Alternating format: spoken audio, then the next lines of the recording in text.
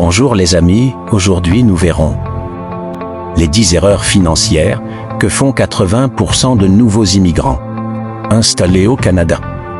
Installez-vous bien, ça commence tout de suite. Il y a de cela quelque temps, j'ai moi-même souffert de ces erreurs et croyez-moi jusqu'aujourd'hui j'en subis encore les conséquences.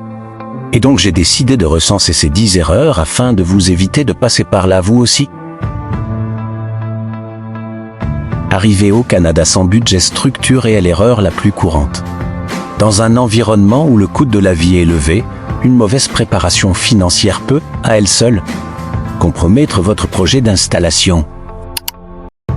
La deuxième erreur consiste à sous-estimer le coût de la vie. Dès votre arrivée, vous devez l'évaluer avec lucidité. Ni le banaliser, ni en avoir peur, mais surtout vous y préparer intelligemment.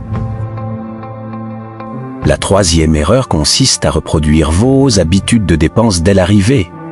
Dans un nouvel environnement, les premières semaines doivent être gérées avec rigueur. Car une mauvaise gestion financière au départ peut déséquilibrer tout votre projet. La quatrième erreur est de louer trop cher dès l'arrivée.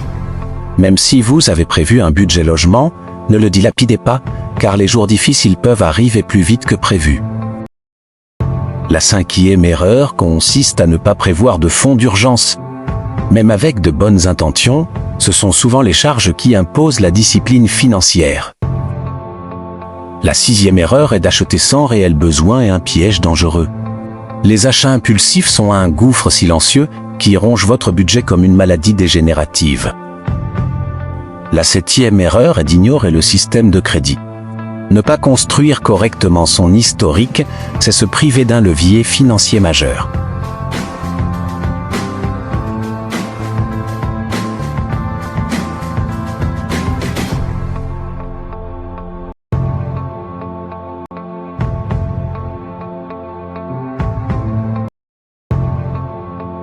La huitième erreur, la neuvième erreur, c'est d'envoyer de l'argent à la comprendre.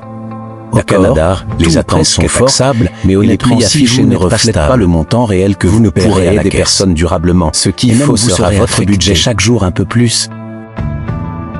La dixième et dernière erreur est de faire confiance aux mauvaises personnes. Tous les projets ne sont pas des opportunités, certains sont des pièges déguisés qui peuvent vous ruiner. Je vous souhaite vivement de réussir dans ce que vous entreprendrez. Mais avant, prenez tout le temps nécessaire pour vous construire solidement avant de vous lancer dans une activité secondaire. Si cette chronique vous a parlé, partagez-la avec votre